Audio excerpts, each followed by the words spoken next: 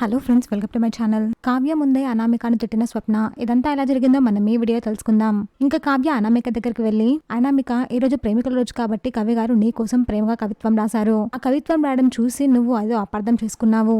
కవి గారు రాసిన కవిత్వం ఒకసారి చదివితే తెలుస్తుంది నీ మీద తనకి ఎంత ప్రేమ ఉందో. కళ్యాణ్ని ఇబ్బంది పెట్టకుండా కళ్యాణ్ మనసు అర్థం చేసుకుని మసులుకో అని కావ్య అంటుంది. అంటే ఏంటి, నా భర్త ఈ పిచ్చి గీతలు రాస్తూ ఉంటాడు, మీరిద్దరు కలిసి ఆఫీస్ని వెళ్దామని చూస్తున్నారా అని అనామిక అంటుంది. ఇంతలో స్వప్న వచ్చి, కావ్య నీకు అసలు బుద్ధుందా? ఇలాంటి బుద్ధి లేని మూర్ఖురాలకి నువ్వు నీతులు చెప్తున్నావేంటి?